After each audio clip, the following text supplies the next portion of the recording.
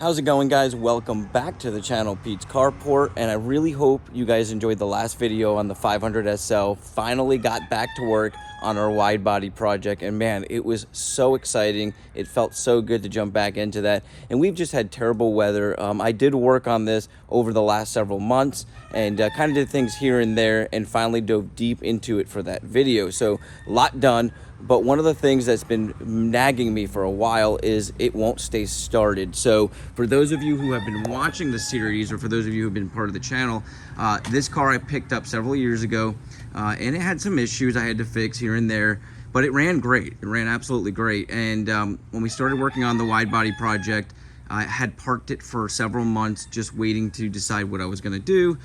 And I went to start it. It started up totally fine.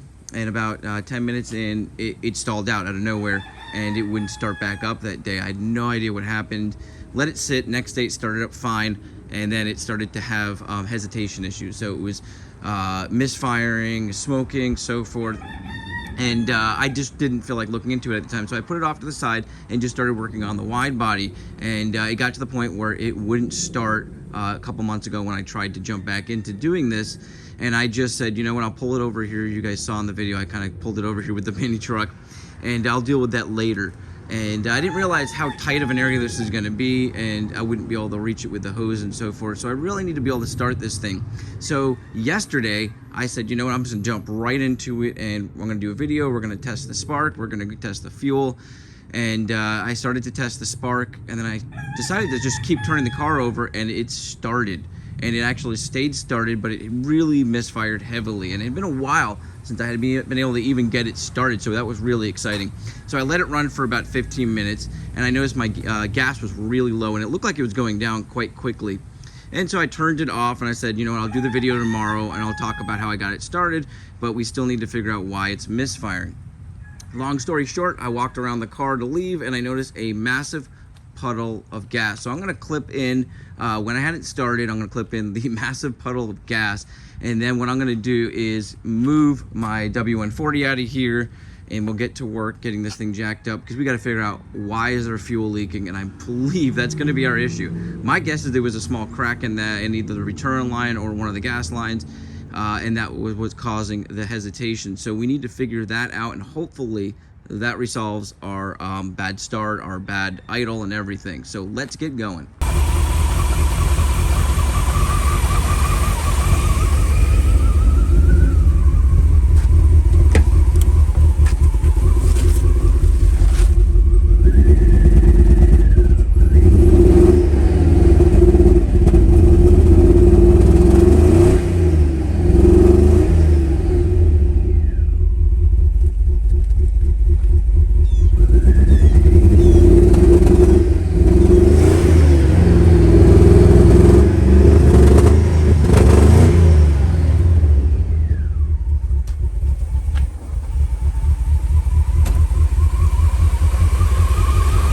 Well, I just had it running for a while. It was running real rough, and I saw this puddle.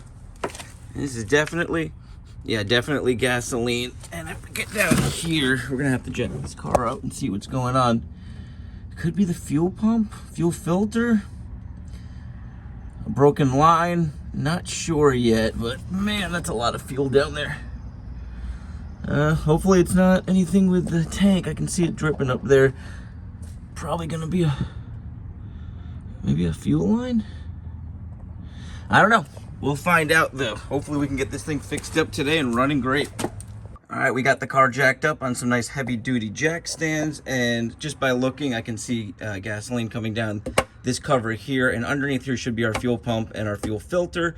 Hopefully it's just a loose line or cracked line. So let's go ahead and pull this down and we'll take a closer look. Well, not really a tutorial video, but I figured I might as well show you in case somebody comes across this video and they need to check their fuel pump or their fuel filter, or they're looking to change it out. So there's a cover that goes over it like I showed you, and there's these 10mm nuts. There's 3 on the end and one that kind of goes up into there. You can easily see them, easily access them. Once you pull that cover off, which I have sitting right there, you've got, on this model here, 2 fuel pumps.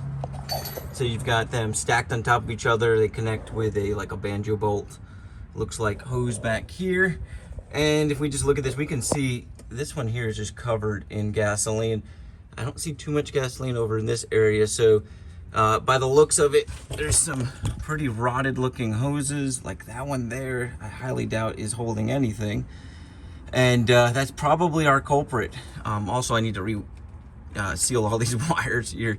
The coating is just disintegrating off just from age, so if I have to tape all that up, get all that fixed up, but we need to pull all this down and just kind of take a look. Hopefully there's no leaks in the fuel pump itself.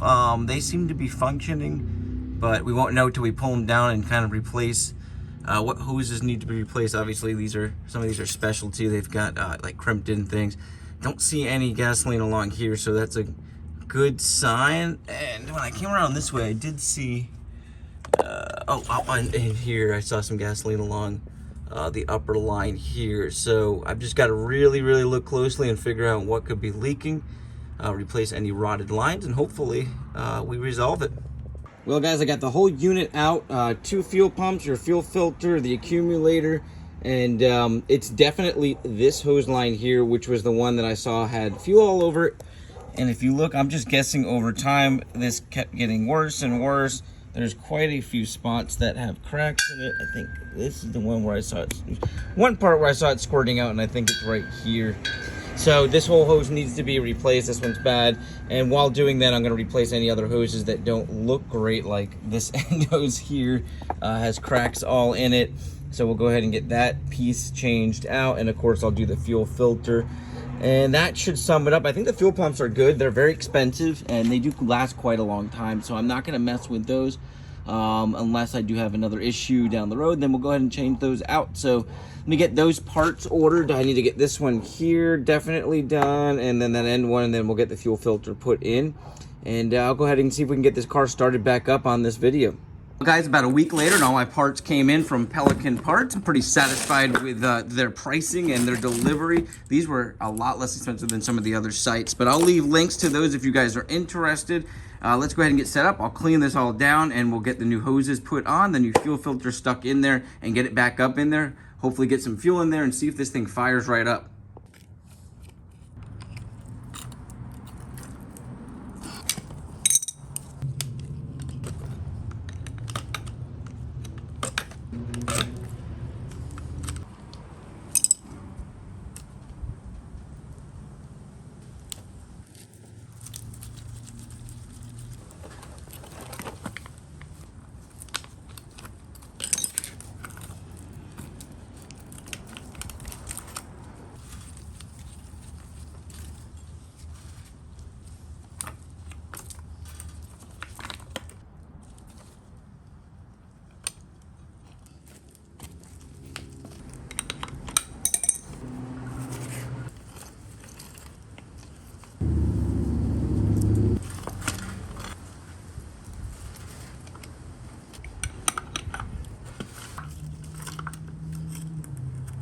She is all back together. I had to run down to the auto parts store and get some more clamps and get some crush washers. Ironically, they have a shortage on clamps, so I had to try 2 different stores and finally got one that would work. And I got it all back together. Now I just got to put it up in the car. I did rewrap the electrical, so I'll show you guys that. But I'm going to put it in and not put the cover back on because I want to see if anything leaks in case we need to tighten something up. Well, everything's up in there. Next is to add some fuel, get the battery reconnected, and get this thing started up. I used some header wrap over here and electrical tape to kind of keep the wires all sealed off. I figured the heat was what was getting them all corroded, so hopefully that works out pretty good. And then we'll put the cover on here. Fingers crossed we don't have any fuel leaks and we'll be good to go. So let's see if we can get this thing started up.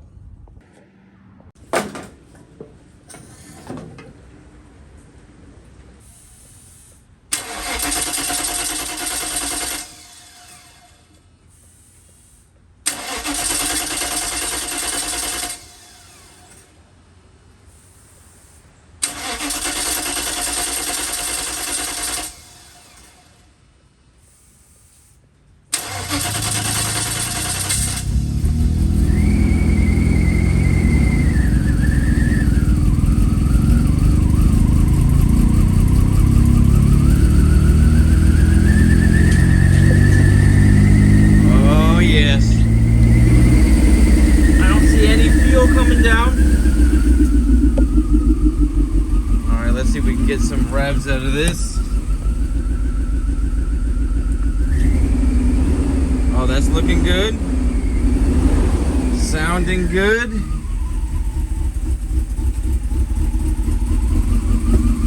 All right, let me let it warm up and I'll come back.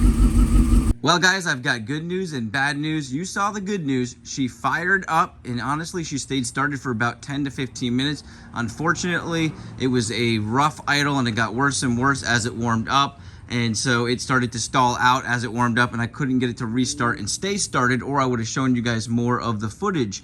So we do have a deeper issue, but the good news is I can now move this vehicle around. I already put it in drive, in reverse, and it does stay started, which it would not at all. So obviously, beyond the fuel issue, there was already that issue that we had earlier, which was about a year ago. So we got to figure out what that is, but I can diagnose that and kind of come to a conclusion. I really feel like it has something to do with spark, so we're going to start there.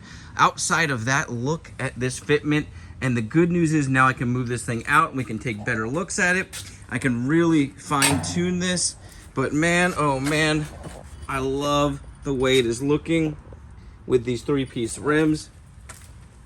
I am so excited. I can't wait to start going deep into this. Man, look at that. So the next video, I'm gonna go ahead and put all 4 rims on here. We're gonna back it out and we're gonna start blocking this and seeing how it looks and kind of coming up with a bigger game plan for the future of this car. You guys have an awesome day, a blessed week, and I'm so happy we got this thing started and now we can move it around. I'll see you on the next video.